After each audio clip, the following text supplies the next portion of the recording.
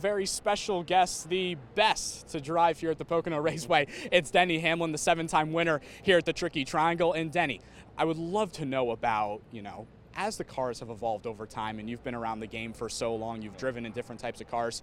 You've won, though, in multiple different cars here at the Pocono Raceway. Have you and your team had to change your game plan or as cars have evolved and as the game's evolved to continue to win here? Yeah, I think that the skill set that I had, 20 years ago when I started racing at this racetrack, I really learned from one of the veterans, Mark Martin.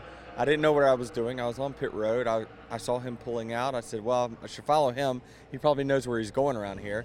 And from that point on, I learned how to make speed. And while you say the cars have changed and all, like you say, we had so many tire changes, aero changes, car changes, but the way you make speed at this racetrack has always stayed the same.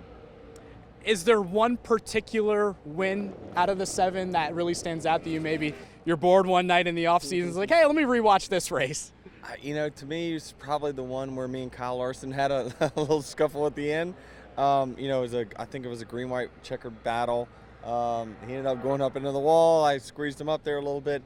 But I believe that was the moment where Denny Hamlin, the villain, really kind of started with the fans. And so I love coming here. I know the success that we've had here. Nothing is given, but surely we have a lot of confidence every time we roll through that tunnel.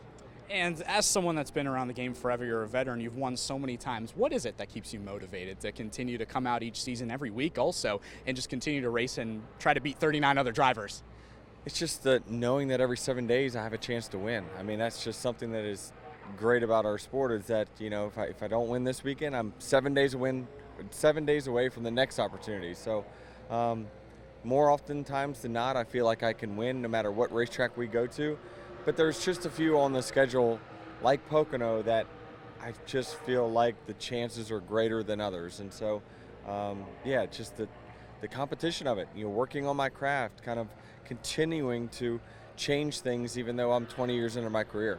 And then for the rest of the season, I know you're probably focused on Pocono this weekend. You'll worry about the next races coming up for the rest of the regular season. But what would another win do for your 4th of the year if you were able to capture here at Pocono, especially at a track that you've had so much success at?